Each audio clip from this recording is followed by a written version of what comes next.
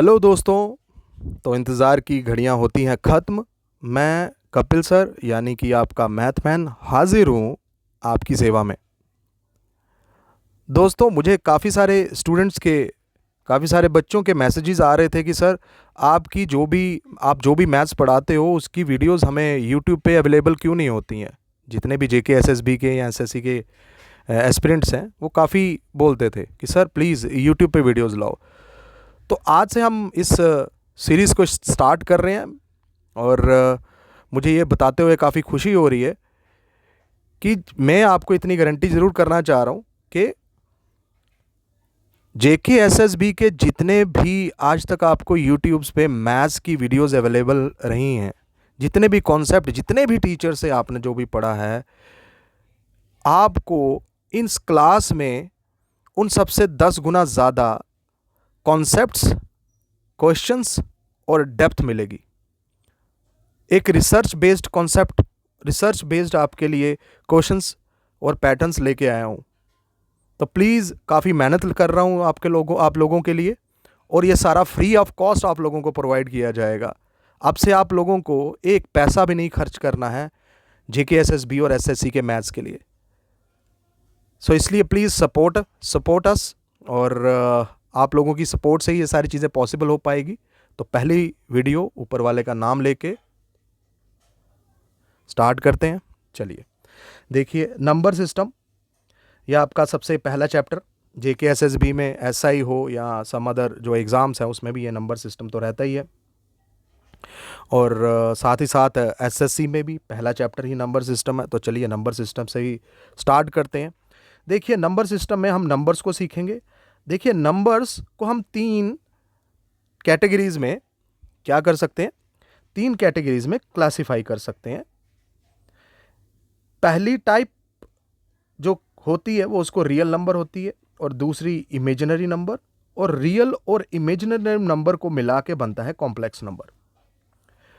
अब आपके माइंड में ये होगा कि रियल नंबर, इमेजिनरी नंबर और कॉम्प्लेक्स नंबर क्या है। आइए इनको वन बाय वन समझते हैं। देखिए, रियल नंबर वो होते हैं जिनको हम नंबर लाइंस पे क्या कर सकते हैं, ड्रॉ कर सकते हैं, रिप्रेजेंट कर सकते हैं। नंबर लाइन आपने बचपन में कुछ इस तरीके से देखी होगी। ठीक है, आपने इस तरीके से नंबर लाइन आप पढ़ चुके हो जब आप बचपन में छोटी क्लासेस में पढ़ते थे। यानी जिस भी नंबर को अगर हम इस नंबर लाइन पे लिख पा रहे हैं, उसको रिप्रेजेंट कर पा रहे हैं, तो वो सारे के सारे नंबर रियल नंबर्स कहलाते हैं।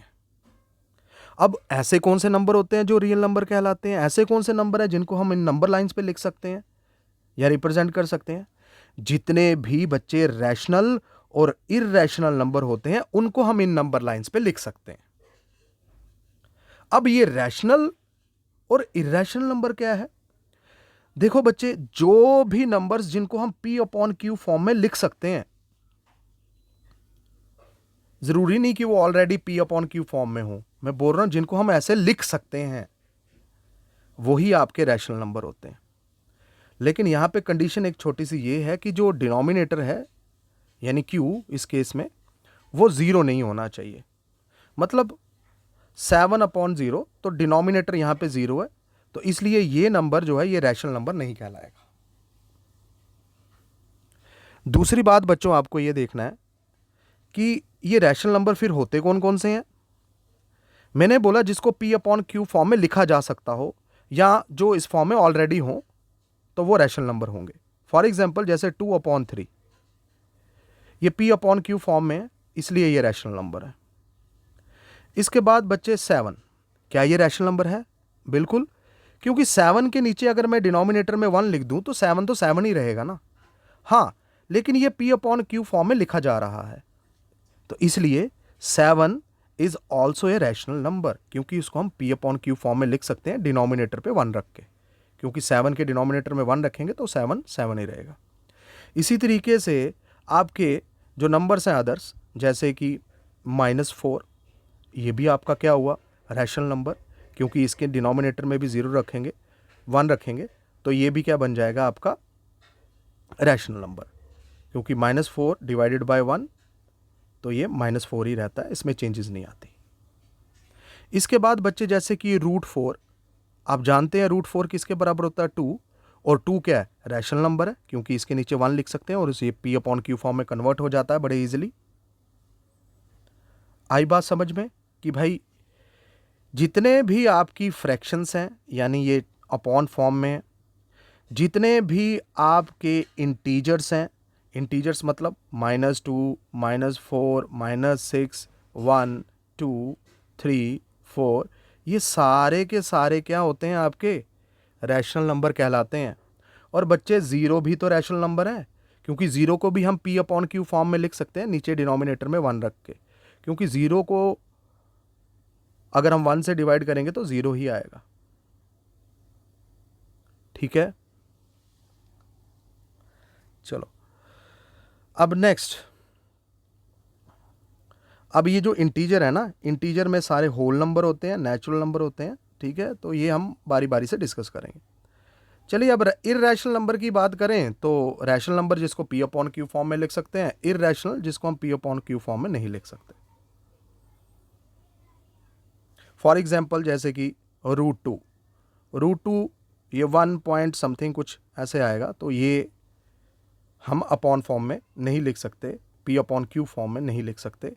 इसलिए जो रूट के अंदर ऐसे नंबर आते हैं ना, जैसे √2, √3, √5, √7 एंड सो ऑन, ये सारे के सारे क्या होते हैं, इर्रेशनल, क्योंकि इसको हम P अपॉन Q फॉर्म में नहीं लिख सकते। Pi is also a irrational number. Pi को ये मत समझना कि सर पाई तो 22/7 होता है, बट ऐसा नहीं है। पाई 22/7 के बराबर नहीं होता, पाई 22/7 के इक्विवेलेंट हो सकता है, अप्रॉक्स इसके बराबर होता है। पूरा एग्जैक्टली 22/7 के बराबर ये नहीं होता, इसके अप्रॉक्स होता है। इसलिए pi is also a irrational number, इसको भी हम P अपॉन Q फॉर्म में नहीं लिख सकते। ठीक है दोस्तों, चलो अब इमेजिनरी नंबर्स की बात करें। इमेजिनरी मतलब जिसको आप इमेजिन करते हैं कि भाई हाँ ऐसा हो सकता है, असल में उन नंबरों को आप कहीं पे भी यूज़ नहीं कर पा रहे हैं, लेकिन इन फ्यूचर्स और बड़े सारे इंजीनियरिंग सिमुलेशंस में इसका यूज़ किया जाता है। जैसे इलेक्ट्रिकल इंजीनियर्स में, इंजीनियरिंग में भी इमेजिनरी नंबर्स का काफ़ी यूज़ होता है, और कंप्यूटर्स में भी काफ़ी ज़्यादा इसका यूज़ किया जा रहा है आगे आने वाले टाइम में भी। तो ये इमेजिनरी नंबर हैं, ये वो ऐसे नंबर हैं जिनको आप प्रैक्टिकली किसी भी नंबर लाइन पे ड्रॉ नहीं कर सकते या रिप्रेजेंट नहीं कर सकते, यानी कि नंबर लाइंस पे ये नहीं आप लिख सकते हो, इनको रिप्रेजेंट नहीं किया जाता। और इमेजिनरी नंबर का फॉर्मेट होता है जैसे B और I। यहाँ पे B जो होता है ये आपका कोई भी रियल नंबर हो सकता है, -1, 2, 3, 4, 5, 6 कोई भी।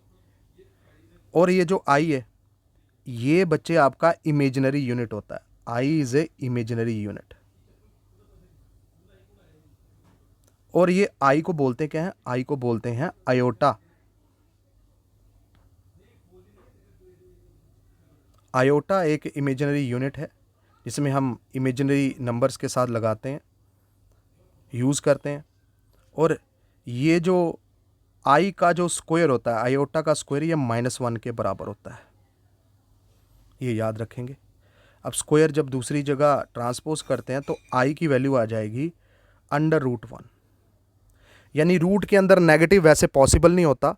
आपने क्वाड्रेटिक इक्वेशन पढ़ी होगी जिसमें हम डिस्क्रिमिनेंट की वैल्यू निकालते थे, और जब आप की रूट के अंदर माइनस वाली वैल्यू आती थी, यानी कि लेस देन 0 आता था, माइनस की वैल्यू लेस देन 0 जब डिस्क्रिमिनेंट आता था आपका, तो आप ये बोलते थे कि रूट्स आर नॉट रियल, यानी वो रियल नंबर नहीं थे, वो इमेजिनरी रूट्स थे। तो ऐसे केसेस की में अगर आपको इमेजिनरी नंबर्स के भी अगर आपको रूट्स निकालने पड़े तो आप किसका यूज़ करेंगे, इमेजिनरी नंबर्स का यूज़ करेंगे। जब रूट्स रियल्स नहीं हो तो आप इमेजिनरी नंबर का यूज़ करके भी उसका रूट्स फाइंड कर सकते हैं। चलो बच्चों, अब नेक्स्ट यहाँ पे आपको आयोटा का मतलब पता चल गया, और एग्जाम्पल कौन कौन सी इमेजिनरी नंबर्स की, यानी रूट के अंदर जो भी नेगेटिव आते हैं वो सारे आपके नॉट रियल होते हैं यानी इमेजिनरी होते हैं, जैसे -5 रूट के अंदर -6 है ना, एंड सो ऑन। या आप ये भी बोल सकते हैं, मैंने बोला कि BI फॉर्मेट में भी हो सकते हैं, यानी कि 6i 7i and so on, 8i। ठीक है दोस्तों, तो ये सारे इमेजिनरी फॉर्मेट हैं इमेजिनरी नंबर्स के। अब नेक्स्ट कॉम्प्लेक्स नंबर।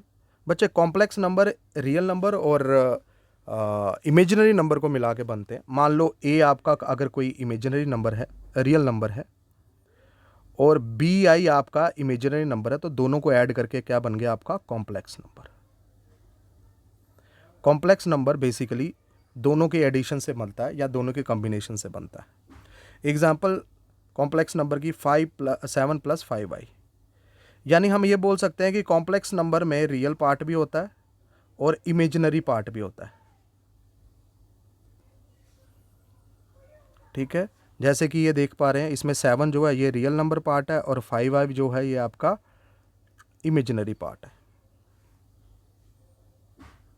चलो अब हम रैशनल नंबर को थोड़ा और गहराई से समझते हैं, यानी रैशनल नंबर जिसको हम P/Q फॉर्म में लिख सकते हैं। तो उसके अंदर मैंने बोला था सारे इंटीजर्स आ जाते हैं, और इंटीजर्स के अंदर क्या क्या चीज़ें होती हैं, whole number, positive integers, negative integers, है ना, तो ये सारी चीज़ें, और ज़ीरो, होल नंबर या नेचुरल नंबर, इन सभी को अब हम बारी बारी से पढ़ेंगे।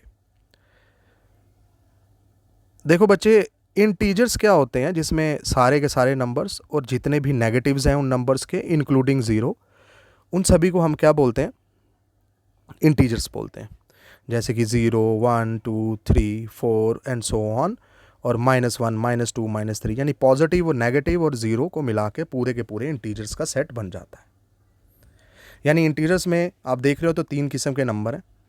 एक तो पॉजिटिव नंबर जो 0 से ज़्यादा हैं, जैसे +1 +2 +3 +4 एंड सो ऑन। और बच्चे नेगेटिव नंबर्स यानी कि -1 -2 -3 सो ऑन और ज़ीरो। याद रखें, ज़ीरो ना ही पॉजिटिव होता है ना ही नेगेटिव होता है, ज़ीरो ज़ीरो होता है, इसका कोई साइन नहीं होता। ठीक है,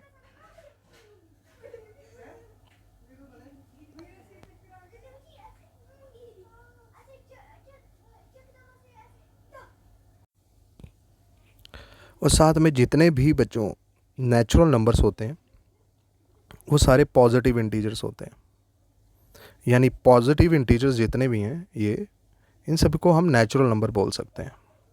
यानी नेचुरल नंबर जो होते हैं वो इंटीजर्स के अंदर ही लाई करते हैं, यानी नेचुरल नंबर्स इंटीजर ही होते हैं। इसके बाद अगर बात करें तो 1 2 3 4 5 6 इन्फिनिटी तक ये सारे नेचुरल नंबर हैं। होल नंबर यानी इंटीजर्स में अगर मैं ज़ीरो को ले लूँ और साथ में बाकी जो नेचुरल नंबर्स हैं 1 2 3 4 5 एंड सो ऑन, इनको ले लूँ तो इनको मिला के मेरे पास होल नंबर्स बन जाते हैं। ठीक है दोस्तों, अब हम बात करते हैं इसके बाद इवन नंबर्स की, यानी ऐसे नंबर जिनको हम 2 से डिवाइड कर सकें, जहाँ जो 2 × n की फॉर्म में लिखे जा सकते हो। ये इनकी जनरल फॉर्म होगी 2n, यानी n के बदले में हम कुछ भी पुट करें, कोई भी होल नंबर पुट करें। जैसे यहाँ पे अगर मैं n की जगह 0 पुट करूँ तो 2 × 0 यानी कि 0। याद रखें, 0 is also a even number, ये भी याद रखना है आपको, 0 इज़ ऑल्सो इवन नंबर। अब ये 2n है, अब यहाँ पे n की जगह पे अगर मैं 3 पुट करूँ तो 2 × 3 यानी 6, तो ये भी इवन नंबर है। अच्छा, अब यहाँ पे n कोई भी इंटीजर हो सकता है। अगर मैं -4 पुट करूँ तो -8, -8 भी क्या बच्चे आपका इवन इंटीजर या इवन नंबर कह सकते हैं। ठीक है बच्चों, तो यानी ये ज़रूरी नहीं है कि भाई इवन नंबर पॉजिटिव होते हैं या इवन नंबर ज़ीरो नहीं हो सकते या इवन नंबर नेगेटिव नहीं हो सकते। बच्चे इवन नंबर ज़ीरो भी हो सकता है और नेगेटिव भी हो सकता है। आई होप कि ये सारी चीज़ें क्लियर हुई हों। अब ऑड नंबर को देखें ज़रा बच्चे। ऑड नंबर में अगर आप देखें तो जैसे कि ऐसे नंबर जो 2 से डिविजिबल नहीं होते हैं, या जिसको हम 2n +1, यानी इवन नंबर से में जब हम +1 करते हैं या इवन नंबर में जब हम -1 करते हैं तो हमारे पास क्या बनता है बच्चे, ऑड नंबर। तो ये जनरल फार्मूला हो गया किसी भी ऑड नंबर को लिखने का, यानी 2n+1 या 2n-1। ठीक है, तो ऑड नंबर जो 2 से डिवाइड नहीं होते हैं तो वो हो सकते हैं कौन कौन से, 1 हो सकता है, 3 हो सकता है, 5 हो सकता है, एंड सो ऑन। ये सारे आपके ऑड नंबर हैं। ठीक है, और सबसे छोटा जो वैल्यू है, अगर नेचुरल नंबर की बात करें तो सबसे छोटा नेचुरल नंबर में जो ऑड नंबर है वो है 1। लेकिन अगर हम ऑड इंटीजर्स की बात करें तो यहाँ पे जो n है कोई भी इंटीजर वैल्यू हो सकती है। ठीक है, तो ज़रूरी नहीं है, तो इसलिए n की वैल्यू अगर मैं यहाँ पे -1 पुट करूँ तो ये आएगा -2 + 1 यानी कि -1। ठीक है, तो ये ज़रूरी नहीं है कि ऑड नंबर भी पॉजिटिव ही चाहिए, ऑड नंबर नेगेटिव भी हो सकते हैं। तो इसलिए ये -1 जब हमने पुट किया तो -1 ही आपका ऑड इंटीजर या ऑड नंबर आया। अच्छा, अब यही मैं बोल रहा हूँ कि 0 भी इवन नंबर होता है और नेगेटिव इंटीजर्स में सेम अप्लाई होता है, जैसे -4 आपका इवन होता है और -7 आपका ऑड होता है। आई होप कि आप इन बातों को समझ पा रहे हो। अब इसके बाद बच्चे कुछ एडिशंस के रूल हैं। इवन को इवन के साथ ऐड करोगे तो इवन ही मिलता है, इवन के साथ अगर आप ऑड नंबर को ऐड करोगे तो ऑड मिलता है, ऑड और ऑड को ऐड करोगे तो इवन मिलता है। आई होप कि इस एडिशन रूल को आप अपने दिमाग में बिठा लें, क्योंकि ये बड़ा इंपॉर्टेंट है आगे आने वाले क्वेश्चंस में। अगर ये नहीं कर पाए तो दिक्कत होगी। इस रूल को अच्छे से दिमाग में बिठा लो बस। ठीक है, तो चलिए अब आगे।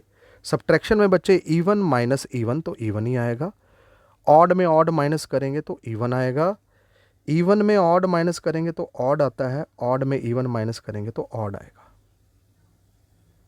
ठीक है दोस्तों, इसको भी ध्यान से देख लो। इसके बाद मल्टीप्लिकेशन की बात करें, even into even, even even को ऑड नंबर से मल्टीप्लाई करेंगे तो भी इवन, सिर्फ ऑड को ऑड के साथ करेंगे तो ऑड आता है। ठीक है, और ये जो रूल है ये समझना बड़ा ज़रूरी है, आगे एक क्वेश्चन में इसका यूज़ होगा शायद। Sum of n odd numbers is odd if n is odd, यानी नंबर ऑफ टर्म्स अगर ऑड नंबर्स की नंबर ऑफ टर्म्स ऑड है तो उनका एडिशन भी ऑड ही होगा। एग्जाम्पल जैसे कि ऑड नंबर्स 1 है, 3 है, 5 है, 1 3 5 7 और ये 9, ये सारे ऑड नंबर हैं। तो इनको ऐड करके जो रिज़ल्ट है वो ऑड आएगा। क्यों आएगा? क्योंकि यहाँ पे जो ऑड नंबर्स के जो सम है वो कितने ऑड नंबर हैं, 1 2 3 4 5, 5 ऑड नंबर हैं। यानी यहाँ पे n number of odd numbers 5 हैं। तो अगर ऑड नंबर्स की गिनती 5 है तो उनका सम ऑड आएगा। ऑड नंबर्स कि नंबर ऑफ टर्म्स अगर ऑड है तो उनका सम ऑड आएगा, उनको ऐड करके जो भी वैल्यू आएगी वो ऑड नंबर होगी। लेकिन अगर ये होता 1 3 5 + 7, तो यहाँ पे ऑड नंबर्स कितने हैं, 4, यानी इवन है इनकी नंबर ऑफ टर्म्स, तो इनका आंसर इवन आएगा। चाहे तो ऐड करके देख लो, 7 और 3 10, 5 और 1 16, तो 16 आया। ठीक है बच्चों, इन सभी को ऐड करोगे तो 25 आएगा।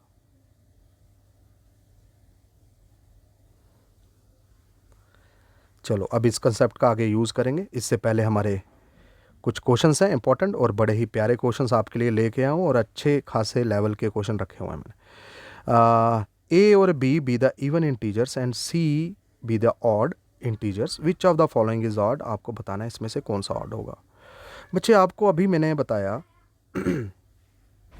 कि इवन और इवन को मल्टीप्लाई करेंगे तो आपके पास इवन आता है ना। ये रूल्स आपको मैंने पढ़ाए। ठीक है, और इवन और ऑड को भी मल्टीप्लाई करें तो भी इवन आता है। ठीक है, इवन को इवन के साथ मल्टीप्लाई करें तो भी इवन आता है, इवन को ऑड के साथ करेंगे तो भी ठीक है, लेकिन ऑड नंबर को ऑड नंबर के साथ मल्टीप्लाई करेंगे, जैसे मान लो कि एक 7 है और ये 5 है, दोनों ऑड नंबर है, तो 35 आ रहा है, यानी फिर भी ऑड ही आ रहा है। तो ऑड को ऑड के साथ करेंगे तो ऑड नंबर ही मल्टीप्लाई करने के बाद आता है। अब आइए देखें ज़रा, ए और बी इवन है, तो ए इंटू बी यानी इवन इवन को मल्टीप्लाई किया जा रहा है तो बच्चे इवन ही आएगा। फिर इवन और ऑड को मल्टीप्लाई किया जा रहा है क्योंकि बी इवन है, सी आपका ऑड है, दोनों को मल्टीप्लाई किया तो भी इवन ही आएगा। अब ये भी सी आपका ऑड है, ए आपका इवन है, तो इवन ऑड को मल्टीप्लाई किया जाए तो भी इवन, और इवन नंबर्स को ऐड करोगे इवन प्लस इवन तो इवन ही आता है।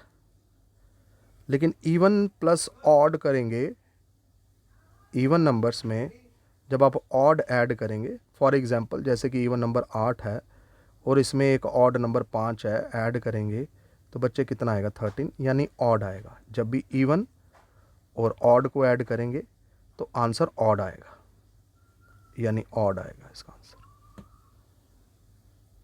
ठीक है, और क्या था, ऑड और ऑड को ऐड करेंगे तो बच्चे इवन आता है, जैसे 7 और 5 को ऐड करेंगे 12, यानी कि इवन आया है। ठीक है, तो इन रूल्स को याद रखेंगे आप तो ही ये क्वेश्चन कर पाएंगे। चलिए, अब इवन को इवन के साथ ऐड किया, इवन आया, पहले इन दोनों को ऐड किया, इवन आया, फिर उस इवन नंबर को इस इवन के साथ ऐड किया तो इवन प्लस इवन यानी कि इवन ही आपका आंसर आया। तो ये तो भाई इवन है, लेकिन हमें बताना है इनमें से कौन सा ऑड है।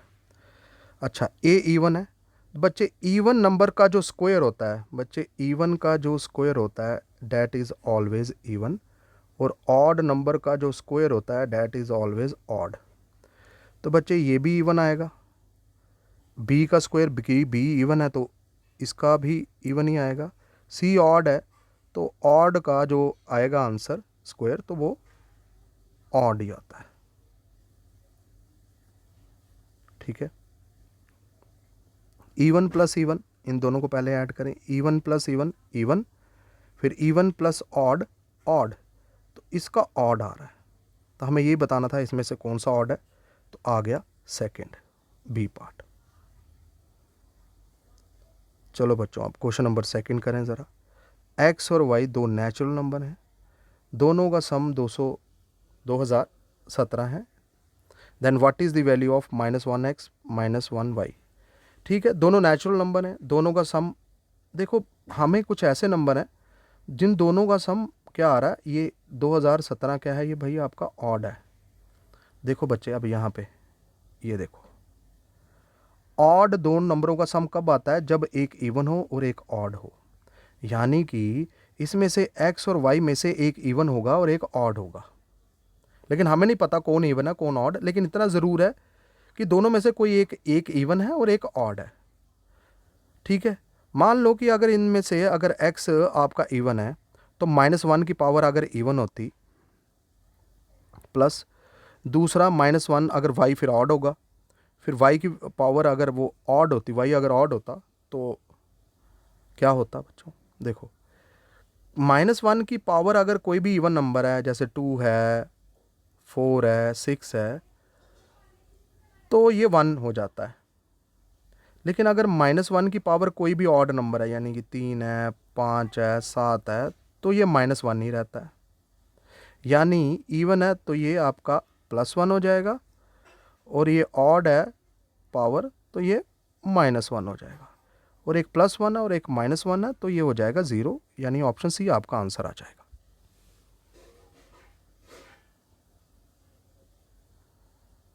चलो, अब क्वेश्चन नंबर थर्ड करते हैं फटाफट से। 2x + 3y is odd, which of the following must be true.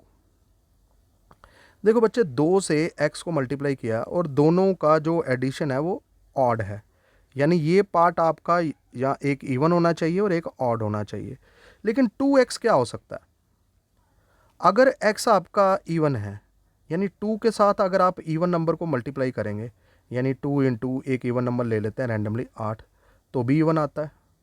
और 2 को अगर मैं किसी ऑड नंबर यानी 7 के साथ मल्टीप्लाई करूं तो भी इवन आता है। यानी यहाँ पे जो x है, यानी यहाँ पे जो x है, इट कैन बी इवन और ऑड, ये दोनों हो सकते हैं। यानी x कंफर्म नहीं है, यानी ना ही आप ये बता सकते हैं कि x इवन है पक्का, ना ये बता सकते हैं कि x ऑड है। अब यहाँ पे बारी किसकी रही है बच्चे? 3y। अब यहाँ पे आप एक चीज़ समझ सकते हैं कि y की वैल्यू यहाँ पे कंफर्म हो सकती है। वो कैसे? देखो, y 3 के साथ मल्टीप्लाई हो रहा है, यानी ऑड नंबर्स के साथ हम किसी भी नंबर को मल्टीप्लाई करते हैं तो क्या आएगा? देखो, y को अगर मैं अगर 3 को अगर मैं मल्टीप्लाई करूं 6 से तो 18, यानी इवन से करूंगा तो इवन आ रहा है। लेकिन 3 को जब मैं किसी ऑड नंबर के साथ करूंगा तो ये क्या आता है बच्चे? आपका ऑड। तो इसका मतलब ये कि अगर ये इवन हो और ये ऑड हो तो ही इसका आंसर क्या आ सकता है बच्चे? ऑड आ सकता है। या फिर ये आपका ऑड हो और ये भी ऑड हो तो भी आपका आंसर क्या आ सकता है? ऑड आ सकता है। दोनों केसेस में आ सकता है, तो भी आपका आंसर ऑड आ सकता है, दोनों केसेस में। यानी ये 2x आपका इवन हो या ऑड हो, डजेंट मैटर, लेकिन 3y जो होना चाहिए वो ऑड होना चाहिए। तो बच्चे 3y जो ऑड होना चाहिए वो कब होगा? अगर y आपका क्या होगा? ऑड होगा। तो इस केस में y शुड बी ऑड। ठीक है बच्चों, चलिए अगला क्वेश्चन करते हैं। फ्रैक्शंस। देखो बच्चे, आपके जितने भी रैशनल नंबर्स हैं उसमें फ्रैक्शंस भी आती हैं, इंटीजर्स आते हैं। अब फ्रैक्शंस की बारी। देखो, फ्रैक्शंस जो होता है वो अपॉन में जो नंबर्स होते हैं, जैसे कि 4/3, तो ये एक फ्रैक्शन है क्योंकि इसमें एक न्यूमिनेटर है और एक डिनोमिनेटर है। या आप बोल सकते हैं 7/11, तो ये भी आपकी फ्रैक्शन है। अब जैसे कि फ्रैक्शंस को समझने के लिए आप ये देख सकते हैं बच्चे आप कि जैसे कि प्रॉपर फ्रैक्शंस को, जैसे कि 3/4, प्रॉपर फ्रैक्शन वो जिसमें डिनोमिनेटर बड़ा होता है न्यूमिनेटर से। 3/4 का मतलब 4 आपके टोटल पार्ट्स हैं कि कितने हिस्से हैं आपके पास या कितनी वैल्यू आपके पास। 3 मतलब कि उसमें से आपने कितने लिए हैं, ठीक है, कितने पार्ट्स उसमें से आपने लिए हुए हैं।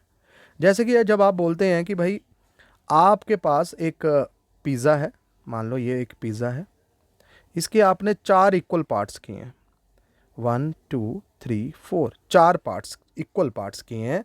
तो आपके पास इस पिज़्ज़ा के टोटल कितने हिस्से हैं? 4। और उसमें से मान लो आपने एक लिया है, तो आप बोलेंगे आपने कितना खाया? 4 में से 1।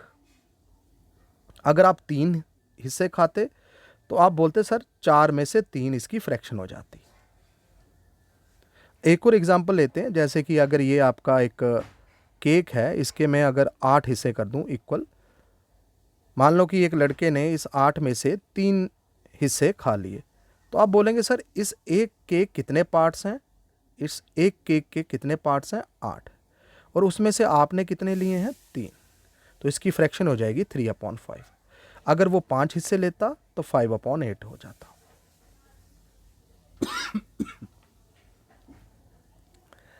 चलो नेक्स्ट। आई होप कि आपको फ्रैक्शन का मतलब समझ आया। इसमें ये भी बोल सकते हैं कि अगर मान लो 20 नंबर का आपका एग्ज़ाम हो रहा है, उसमें से अगर कोई बच्चा 19 नंबर लेके आता है तो फ्रैक्शन क्या होती है? 19/20। लेकिन इन फ्रैक्शंस में आप देख रहे हो, इन सभी फ्रैक्शंस में जो डिनोमिनेटर है that is greater than numerator. Denominator बड़ा है न्यूमिनेटर से, है ना? तो ऐसी फ्रैक्शंस को हम प्रॉपर फ्रैक्शंस बोलते हैं और इसकी वैल्यू हमेशा 1 से कम रहती है क्योंकि ये 0 पॉइंट समथिंग आती है। ठीक है, डिवाइड करके चाहो देख लो, जैसे 3 को डिवाइड करोगे 4 से तो 0 पॉइंट समथिंग आएगा आपका। ठीक है, चलो बच्चों, तो ये हो गया प्रॉपर फ्रैक्शन। फिर आप बोलोगे सर कि आपने बोला कि भाई 20 में से 19 नंबर, यानी नीचे टोटल पार्ट्स उसमें से 19, इसको फ्रैक्शन बोलते हैं। लेकिन कभी कभी क्या होता है, ऐसा भी तो हो सकता है। बोलो, क्या ये भी फ्रैक्शन है ना? ये भी तो फ्रैक्शन है। अब यहां पे न्यूमिनेटर ग्रेटर हो गया डिनोमिनेटर में, और ऐसी फ्रैक्शन को हम इम्प्रॉपर फ्रैक्शन बोलते हैं। Improper fraction. अब ये इम्प्रॉपर क्यों है? देखो बच्चे, मान लो कि एक एग्जाम्पल से मैं आपको ये समझाना चाहूँगा। एक केक या पिज़्ज़ा की ही एग्जाम्पल लेते हैं बच्चे। आपके पास ये एक पिज़्ज़ा है, इसके 4 हिस्से, पिज़्ज़ा के 4 हिस्से, 2 पिज़्ज़े हो गए, ठीक है। अब एक पिज़्ज़ा के कितने हिस्से हैं? 4।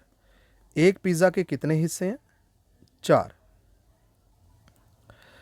अब ये हो गया 5/4, ये आपने कंज्यूम किया। अब आप बोलोगे सर 4 में से 5 कैसे कंज्यूम कर सकता है? अभी बताते हैं। देखो, इसका मतलब ये हुआ कि एक पिज़्ज़ा तो आपने पूरा खाया, आपने 4 में से 5 पीसीस कैसे खा सकते हो? देखो, आप ये बोलोगे सर एक तो 4 में से 4 पीस खा लिए, एक लड़के ने 4 में से 4 खा लिए, पूरा पिज़्ज़ा ये वाला ख़त्म। अब लेकिन खाने कितने पीस थे? 5। तो जो बच्चे अगला जो एक पीस होगा 5वां, वो दूसरे वाले पिज़्ज़े में से खाना पड़ेगा ना, वो तो दूसरे वाले पिज़्ज़े में खाना पड़ेगा। तो बच्चे इनको ऐड करो, 4 और ये 4 + 1 ऊपर 5, यानी 5/4 इसका आंसर हो जाएगा। बोलो बच्चे, क्या आप समझ पा रहे हैं कि जो चीज़ आपको 4 में से 5 दिख रही है वो एक्चुअल में क्या है? वो एक्चुअल में इसका मतलब ये कि भाई 4 में से 4 तो लिए हैं, और बाकी जो एक होगा वो इसने दूसरे 4 हिस्सों, इक्वल पार्ट्स में से वो एक हिस्सा लिया होगा, क्योंकि भाई 4 में से तो 5 कोई ले ही नहीं सकता। आई बात समझ में बच्चों? तो जिसमें न्यूमिनेटर बड़ा हो जाए वो आपका क्या होता है? इम्प्रॉपर फ्रैक्शन हो जाती है। मिक्स्ड फ्रैक्शन बच्चे, इसी इम्प्रॉपर फ्रैक्शन को हम क्या कर सकते हैं? मिक्स्ड फ्रैक्शन में लिख सकते हैं, जैसे कि 5/2। इसका मतलब 5/2 का मतलब क्या है? इसका मतलब आपके पास टोटल 2 हैं, यानी 2 में से 2 आपने एक ले लिए, फिर अगले 2 में से 2 लिए होंगे, फिर अगले 2 में से 1 लिया होगा, तब जाके आपके पास 2 और ये 2 और 1 कितने? 5, तब जाके आपके 2 में से 5 आ सकते हैं। ठीक है, इसका मतलब ये हुआ। अच्छा, अब करना क्या है इसमें, ज़रा देखो। इसका मतलब ये हुआ कि आप मिक्स फ्रैक्शन में लिखेंगे तो आप 5 को जब हम डिवाइड करेंगे 2 से, तो 2 2 ज़ा 4, तो 4 हो गया, तो 5 है, रिमाइंडर जो होगा वो ऊपर लिख देना बस। तो ये 2 1/2 ये मिक्स फ्रैक्शन में लिख दिया हमने। एग्जाम्पल और लेते हैं, जैसे 9 को डिवाइड करेंगे 4 से, तो आप 4 2 ज़ा 8 बोलेंगे, लेकिन ये 9 है, तो रिमाइंडर जो बचेगा उसको ऊपर लिखेंगे, तो 2 1/4 इसकी मिक्स्ड फ्रैक्शन हो जाएगी। ठीक है, तो कोई भी आपकी जो इम्प्रॉपर आपकी जो फ्रैक्शंस हैं उसको हम मिक्स्ड फ्रैक्शन में ऐसे डिवाइड करके लिख सकते हैं।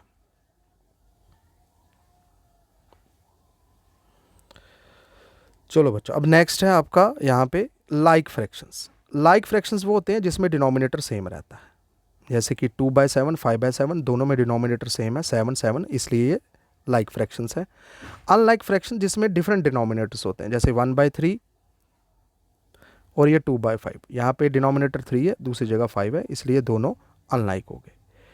इक्विवेलेंट फ्रैक्शंस वो होती हैं, इक्विवेलेंट फ्रैक्शंस वो होती हैं जिनकी जो वैल्यूज़ होती हैं वो सेम होती हैं, यानी सेम वैल्यू को रिप्रेजेंट करते हैं, जैसे 1/2 2/4, जैसे 2 1 ज़ा 2 2 2 ज़ा 4, तो ये भी 1/2 हो जाती है।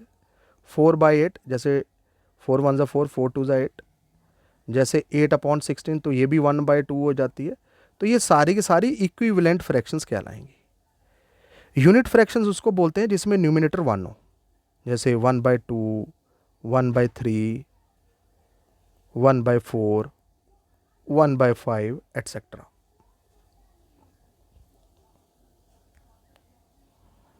जिसमें न्यूमिनेटर 1 हो। डेसिमल फ्रैक्शन वो होती है जिसमें डिनोमिनेटर में 10 हो या 10 की पावर हो। फॉर एग्जांपल जैसे 8/100, 5/1000, 9/10,000। तो इसमें जो डिनोमिनेटर है वो 10 की पावर में है, यानी 10, 100, 1000, 10,000, इस तरीके से। आइए अब डेसिमल्स को पढ़ते हैं। देखिए हम क्या कर सकते हैं, फ्रैक्शंस को डेसिमल में चेंज कर सकते हैं उनको डिवाइड करके। जब भी हम डिवाइड करेंगे तो पॉइंट्स में आएंगे वो, जैसे कि ये एक एग्जांपल है 12.5। अब डेसिमल में एक हिस्सा जो होता है वो होल नंबर पार्ट होता है, जैसे कि 12 जो है ये होल पार्ट है, और ये डेसिमल के बाद वाला, पॉइंट के बाद वाला, इसको डेसिमल पार्ट बोलते हैं या फ्रैक्शनल पार्ट भी बोलते हैं। ठीक है, आइए डेसिमल्स की कुछ टाइप्स देखते हैं, इंपॉर्टेंट टाइप्स। जैसे कि कुछ डेसिमल्स होते हैं टर्मिनेटिंग, जैसे कि 1/4। इसका मतलब कि 1 को डिवाइड करो 4 से तो 0.25, तो ये पूरा क्रॉस हो जाएगा, तो जो आंसर है वो 0.25 आएगा डिवाइड करने पे। 1 को 4 से करते हैं अगर तो, ठीक है। उसी तरीके से अगर हम 1 को 5 से डिवाइड करेंगे 0.20, तो ये भी पूरा कट जाएगा, पूरा टर्मिनेट हो जाएगा, यानी कि एंड में जो रिमाइंडर है वो 0 आ जाए, पूरा कोई नंबर डिवाइड हो जाए तो वो टर्मिनेटिंग हो गया। अब 21 को 40 का डिवाइड करेंगे तो 0.525 आ जाता है और ये पूरा का पूरा डिवाइड हो जाता है। आइए करके देख लेते हैं। जैसे कि 21 है, ये 40 है, 0 पॉइंट, ये 210 हो जाएगा। 400 इंटू 5, ये 200 आ जाएगा।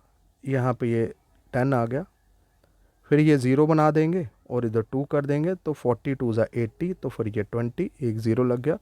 45 ज़ा 200 और ये 0 आ गया बच्चों, तो ये टर्मिनेट हो गई, यानी कि ख़त्म हो गई, डिवाइड होके ये पूरा का पूरा ख़त्म हो गया। तो ये टर्मिनेटिंग डेसिमल्स हैं, ठीक है, जो पूरा का पूरा।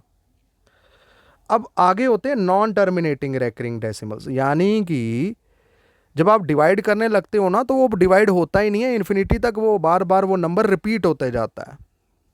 एग्जाम्पल के लिए जैसे कि 1/3, यानी कि 1 को डिवाइड कर रहे हैं 3 से, तो ये पॉइंट, ठीक है, और यहाँ पे 0 लग गया। 3 3 ज़ा 9, फिर ये 1, फिर 0, फिर 3 3 ज़ा 9, फिर 1 और ये 0, फिर 3 3 ज़ा 9, फिर 1, फिर 0, फिर 3 3 ज़ा 9, और ये चलता रहेगा चलता रहेगा चलता रहेगा। 3 3 3 3 यहाँ पे आता रहेगा आता रहेगा। तो ये हो गई कौन सी, नॉन टर्मिनेटिंग, यानी यहाँ पे जो डिवीज़न है वो टर्मिनेट ही नहीं हो रही, ख़त्म ही नहीं हो रही, और रिपीट होते जा रहा है एक डिजिट यहाँ पे 3।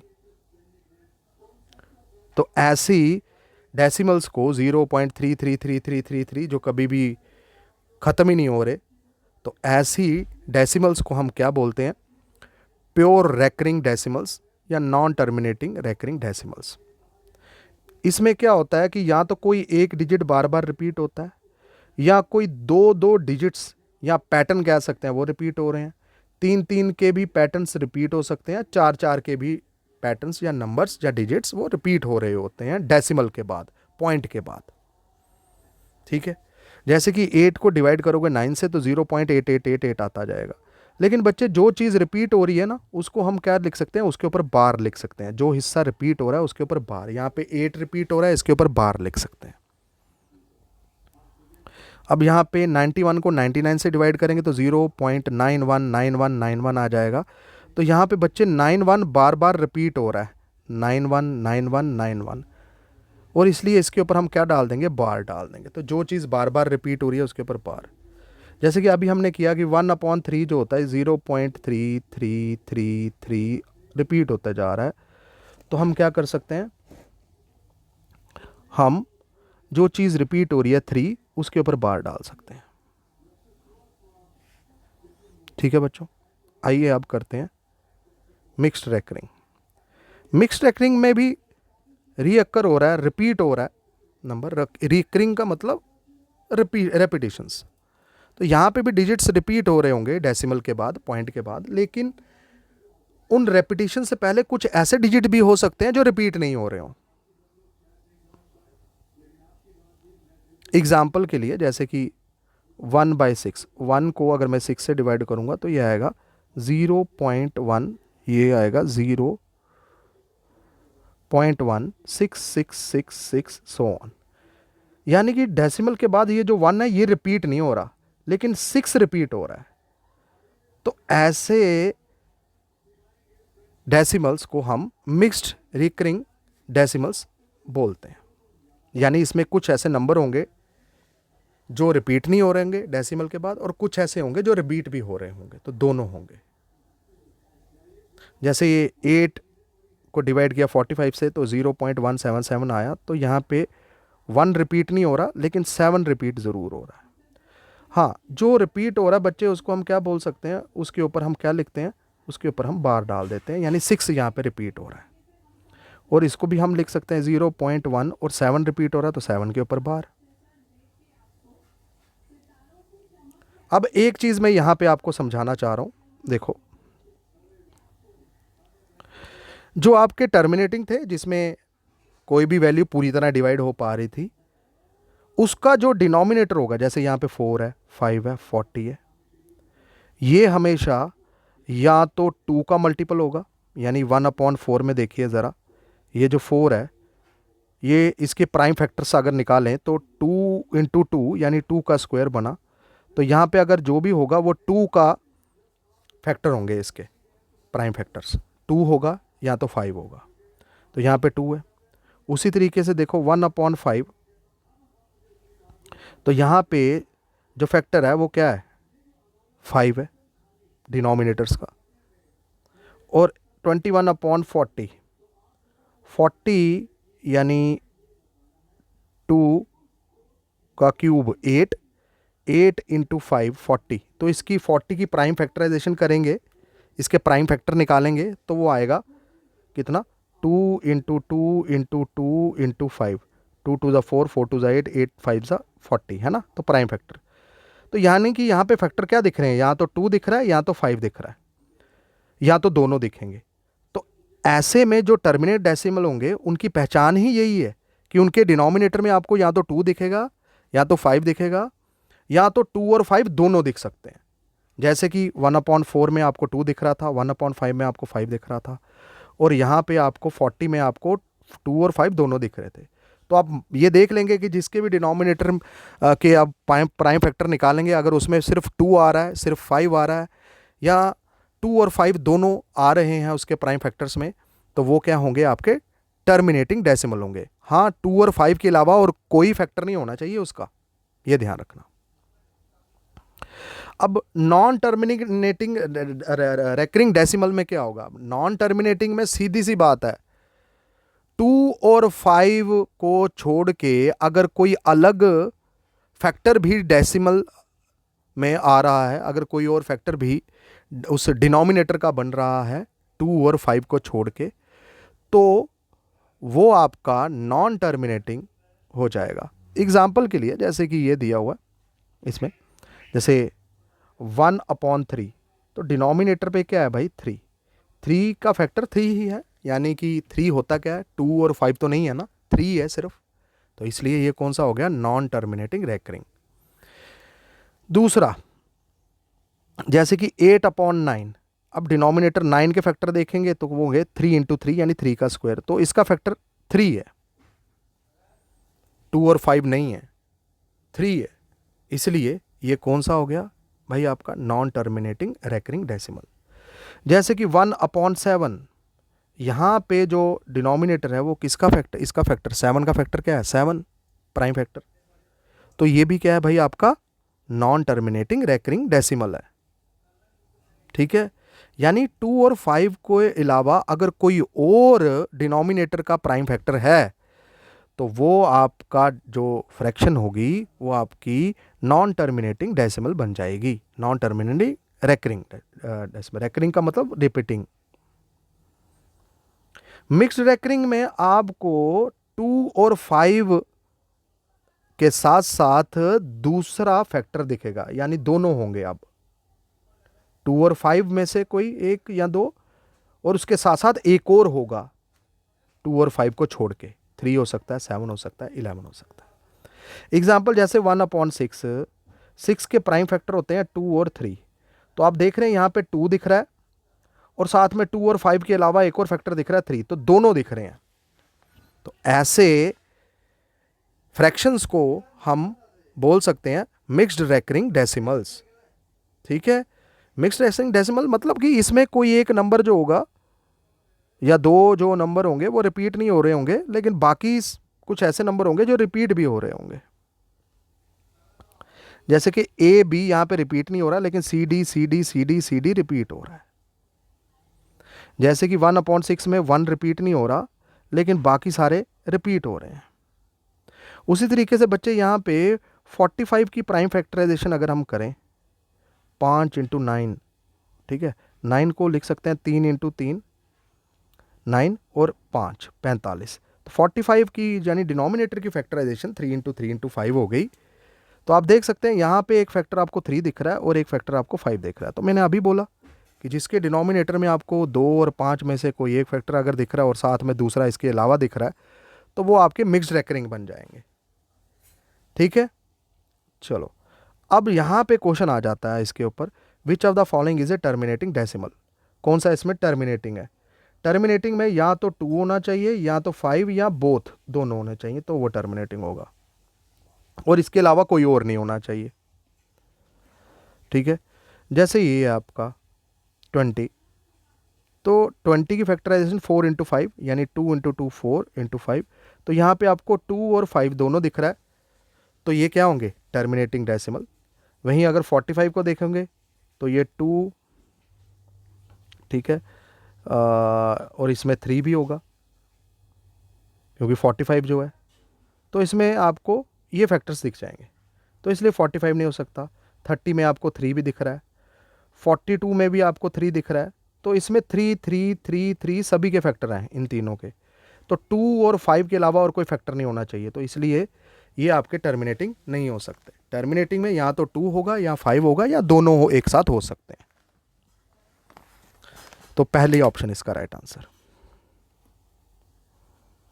अब देखो अगला क्वेश्चन, क्वेश्चन नंबर 5 आपका, विच of the following gives a non terminating recurring decimal. Non terminating recurring, मैंने बोला इसमें 2 और 5 बिल्कुल भी नहीं होना चाहिए, इसके अलावा कुछ भी हो, यानी 3 हो, 7 हो, 11 हो, सो ऑन। ठीक है, अब देखो 25 5 है 25 के अंदर, तो इसलिए ये आपका नॉन टर्मिनेटिंग नहीं है।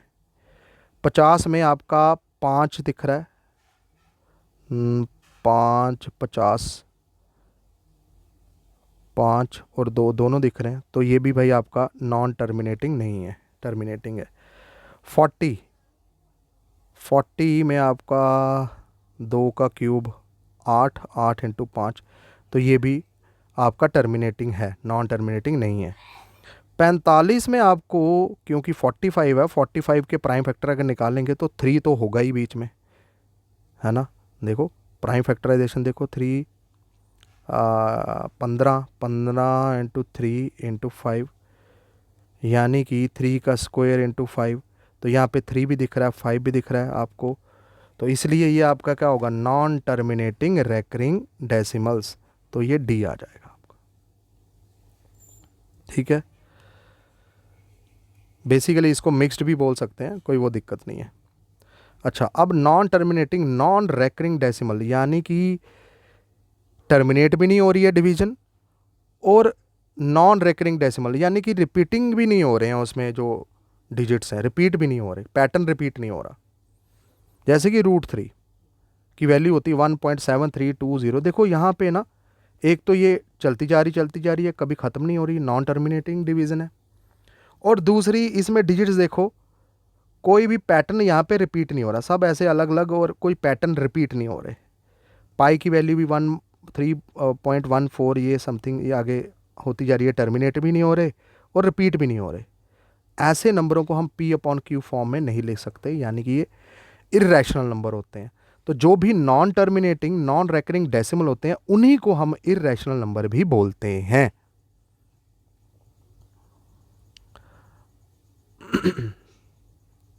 चलो बच्चों, अब कुछ शॉर्टकट्स आपको सिखाते हैं कि कैसे किसी भी रेकरिंग डेसिमल्स को, यानी बार वाले जो नंबर होते हैं, उनको फ्रैक्शंस में वापस कैसे कन्वर्ट करना है। जैसे 0.7 के ऊपर बार है, तो बच्चे यहाँ पे दिखना है कि जितनों के ऊपर बार है उतने 9 डिनोमिनेटर में लिखने हैं और बाकी ऊपर की जो वैल्यू जो गिवन है वो पूरी लिखनी है। 0.7 है तो मैं 7 लिखूंगा पूरा का पूरा, और एक ही नंबर के ऊपर बार है, 7 के ऊपर ही बार था तो एक ही 9 नीचे आएगा। जितने नंबरों के ऊपर बार होंगे उतने 9 नीचे आएंगे। 45 लिख दिया, दोनों नंबरों के ऊपर बार है इसलिए 2 9 नीचे आएंगे। 1 2 3 के लिए 1 2 3 लिखा और 3 नंबरों के ऊपर बार है तो 3 9 नीचे आएंगे। 27 में 7 के ऊपर बार है और 2 के ऊपर बार नहीं है। अब यहाँ पे आपको चेंजेस करनी है। 27 तो लिखना है, लेकिन जिसके ऊपर बार नहीं है वो वाला हिस्सा आपने इसमें माइनस करना है। बाकी वही कंसेप्ट, जितनों के ऊपर बार है, कितनों के ऊपर बार है, एक ही के ऊपर बार है 7, उतने 9 आएंगे, और जितनों के ऊपर डेसिमल के बाद बार नहीं है उतने 0 आएंगे। तो 2 एक ही नंबर था जिसके ऊपर बार नहीं है तो एक ही 0 आया। तो यानी कि ये होता है आपका 25/90। उसी तरीके से ये आ गया आपका। नेक्स्ट है 5th। यहाँ पे आपको क्या करना है, सेम यही। यहाँ पे देखो एक के ऊपर बार है तो डिनोमिनेटर में ये तो पहले तो आपने ये पूरा लिखना है 164, डेसिमल के बाद जो भी वैल्यू वो पूरी लिखी 164। अब 2 के ऊपर बार नहीं है, जितने के बार नहीं है वो माइनस करनी है, 16 माइनस कर दिया। अब देखना है कि जितने के ऊपर बार है उतने 9 डिनोमिनेटर में लिखने हैं, जितने के ऊपर नहीं है बार 1 और 6 के ऊपर नहीं है उतने 0 लिखने हैं। बोलो बच्चों, आई होप कि आपको ये सारी चीज़ें समझ आ रही होंगी। ठीक है।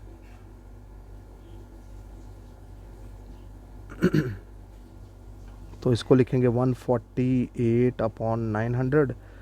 तो बाकी इसको जो कटता है वो काट लेना, मैं बस आपको मेथड सिखा रहा हूँ। आइए अब 6 पे देखिए ज़रा, ये वाला 13 लिखा, 1 के ऊपर बार नहीं है तो जिसके ऊपर बार नहीं है वो माइनस किया, और जितने के ऊपर बार है डेसिमल के बाद के नंबर्स देखने होते हैं, पॉइंट के बाद के नंबर्स देखने होते हैं, उसके अकॉर्डिंग नीचे डिनोमिनेटर में 9 और 0 लगाते हैं। डेसिमल से पहले के नंबरों में यहाँ पे डिनोमिनेटर में 9 और 0 लिखने के लिए यूज़ नहीं करते हैं। यहाँ पे सिर्फ 3 है डेसिमल के बाद और उसके ऊपर बार है तो एक 9 आएगा, यानी ये होगा 12/9। बाकी आप इसको कैंसिल आउट कर सकते हैं 3 से, तो आपका आंसर आ जाएगा। ठीक है, ये आपका बन जाएगा, 3 से कैंसिल किया, 3 4 ज़ा 12, 3 3 ज़ा 9, यानी 4/3 इसका आ जाएगा। अब देखो ये 7th वाला, यहाँ पे 5 और 6 के ऊपर बार है। पहले तो जो नंबर है उसको तो लिखेंगे 2 4 5 6, ठीक है। और जितने के ऊपर बार, जिस नंबरों के ऊपर बार नहीं होता उसको इसमें से क्या करना है बच्चों, उसको इसमें से माइनस करना है। यानी 2 4 5 6 में से मैं माइनस करूँगा 24। अब डेसिमल के बाद जितने नंबरों के ऊपर बार है उतने 9, यहाँ 5 और 6 के ऊपर है उतने 9, और 4 के ऊपर बार नहीं है उतने 0। ठीक है, अब इसको माइनस किया तो यह है 2432/990। बाकी अगर ये कटता तो कैंसिल आउट करके इसको भी सिंप्लीफाई आप कर सकते हैं दोस्तों। आई होप कि ये आपको समझ आया हो। आइए नेक्स्ट देखते हैं। इसको कह रहा है कि इसकी वल्गर फ्रैक्शंस में लिखना है, यानी सिंपल जो फ्रैक्शंस है बार हटा के जो हम लिखते हैं वो। बच्चे यहाँ पे 3 4 6 को लिख दिया, जितने के ऊपर बार नहीं है वो माइनस किया। फिर डिनोमिनेटर में क्या लिखना है, जितने नंबरों के बार है उतने 9 और जितने नंबरों के ऊपर बार नहीं है उतने 0। 346 में हमने ये माइनस किया 312/900, ये आपका आंसर आ जाएगा सी। चलिए नेक्स्ट ये वाला। अब यहाँ पे आपने 22.4 के ऊपर बार है और 111.567 के ऊपर बार है, और ये अब इसको करते हैं। देखो क्या करना है आपको, ऐसे नंबरों को देखो 2 2 4 के ऊपर बार है, तो मतलब 4 क्या हो रहा है इसमें, रिपीट होता जा रहा है बार बार, क्योंकि बार जो है ये रिपीट होता जाएगा। उसी तरीके से 11.5, लेकिन 6 7 के ऊपर बार है, तो इसलिए 6 7 6 7 6 7 रिपीट होता जाएगा। इसके बाद आपका -33.5 और 9 के ऊपर बार है, तो 9 आगे सभी में रिपीट होता जाएगा एंड सो ऑन। अब कह रहा है कि इसको सॉल्व करो। ठीक है, आसान है। पहले दो वैल्यू को ऐड करना है और लास्ट वाली को क्या करना है, माइनस। कर लिया। 7 और ये 4 और 7 आपके 11, 11 में 9 2 आ गया। फिर ये 10, 10 में 9 1 आ गया। फिर ये आपका 2, फिर ये आपका 1, फिर ये आपका 2, फिर ये आपका 1, फिर 4 और 5 9, 9 में से 5 4, और पॉइंट 2 + 1 3, 3 में 3 गए 0, और यहाँ पे अगला भी 0, ये आ रहा आपका। तो 0.4 1 2 1 2 रिपीट हो रहा है, इसलिए 1 2 के ऊपर बार, तो ऑप्शन डी आपका राइट आंसर हो जाएगा, 0.4 1 2 के ऊपर बार। आइए इसको करें ज़रा, ये बड़ा ही इंपॉर्टेंट क्वेश्चन रहता है ऐसा। देखो प्लस वाला तो आप बड़े आराम से कर पा रहे हैं। अब पहले हम क्या करेंगे, पहले हम मल्टीप्लाई करते हैं अकॉर्डिंग टू बॉड मास। तो पहले इसको सॉल्व करेंगे। देखो 0.8 को मैं लिख सकता हूँ 8/9, 0.8 को 8/9। अब 39 0.39 के ऊपर बार है, तो जितनों के ऊपर बार है उतने यहाँ पे 9, और जितनों के बार नहीं उतने 0, और 39 में 3 माइनस किए 36/90। तो यानी कि जो 0.39 के ऊपर बार उसको हम लिख सकते हैं 36/90। अब कैंसिल करते हैं इसको, ये आया 32/90। बच्चे अगर इसको मैं ये कन्वर्ट करना है बार के ऊपर, तो ये क्या होगा, ये 35 5 के ऊपर बार अपॉन, हाँ 5 के ऊपर बार, ये आ जाएगा 0.35 के ऊपर बार, है ना। देखो इसको अगर करेंगे तो हम क्या लिखेंगे, 5 के ऊपर बार है, बाकी 3 के ऊपर नहीं है, तो 9 0, और 35 में हम क्या करेंगे 3 माइनस करेंगे तो 32 आएगा, है ना, ये इसी के बराबर। यानी इस पूरे को हम क्या लिख सकते हैं, इस पूरे की जगह पे हम क्या लिख सकते हैं 0.35 के ऊपर बार। अब आइए इसको सॉल्व करें। 0.4 है और 7 के ऊपर बार है, इसका मतलब 7 क्या हो रहा है, रिपीट हो रहा है। उसके बाद आपका 0.503 है, यानी 0.503 है, और 03 ये रिपीट होता जाएगा आपका। उसके साथ ही बच्चे आपका ये जो है, ये आपने अभी किया माइनस, क्योंकि ये प्लस था, अब माइनस 0.35 के ऊपर बार है, तो 5 बार बार बार बार रिपीट हो रहा है। तो चलिए 7 ये 2 आ गया, 7 और ये 5 10, 10 में से ये गए 5, फिर ये 2 आ जाएगा, फिर ये 5 आ जाएगा, फिर ये 2 आ जाएगा। अब ये आपका 6 और ये 5 4 और ये 5 9 9 3 6, ठीक है जी। और ये तो आपका 0 ही रहेगा। अगर देखेंगे तो 2 5 2 5 और आगे भी 2 5 2 5 रिपीट हो रहा है, तो इसको मैं लिख सकता हूँ 0.625 रिपीट हो रहा है, तो उसके ऊपर बार, तो 0.625 के ऊपर बार, यानी option D is the right answer. तो ये था बच्चे आज की क्लास में सारा। अगली क्लास में हम ये स्पेशल नंबर यानी कि प्राइम नंबर्स हम करेंगे। फ़िलहाल इतना ही। थैंक यू दोस्तों।